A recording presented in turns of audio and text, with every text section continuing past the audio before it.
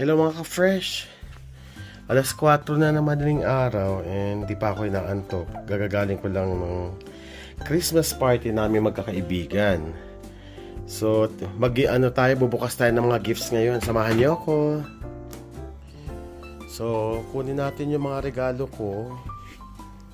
So, eto bigay ni Chris tsaka ni Epi. Ngayon lang, kagagaling lang namin sa party. At meron pang isa. Ito naman, galing kay Michael tsaka kay Cheng. So, tingnan natin lahat, okay? So, this year 2024, first time kong mag-unboxing ng presents na bigay sa akin. So, tingnan natin. And pasalamatan naman natin yung mga taong nagbigay natin. So, etong una. Ito galing kay Epi. Epi and family. So, thank you Claire and Epi and the whole gang. Mabinigay sa atin.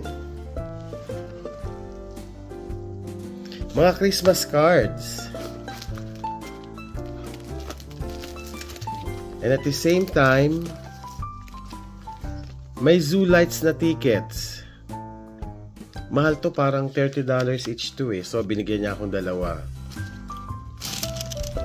Meron din akong $100 gift card. So, thank you Epi, thank you Claire, Tristan, and Bagets. So, second gift coming from Chris Cusinero. Ito binigay niya sa akin. Binlow up niya yung photo sa Facebook. Tapos ayan, pinrame niya. Kuha namin yan sa isa sa mga pinasyalan namin dito sa Alberta. So, gusto ko. Ang ganda, di ba? Thank you Chris and Angelo. Ito yung pinakahuling gift na bubuksan ko galing kay Michael and kay Cheng sa nanay niya, kapatid ko. So ito yung regalo nila sa akin. Canada Goose. Pero ano ba to? Hindi to jacket syempre. So maganda rin. May Canada Goose na logo. And tingnan natin kung ano to. Ay, belt bag from Canada Goose.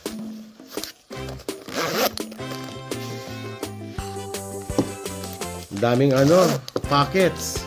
So isa, dalawa, may parang siya. Tignan mo yung trimming niya, may ganyan pa. Tapos marang reflector dito. At Canada Goose sa likod, mayroon ding secret na pouch dyan. Oh. And maganda. Thank you.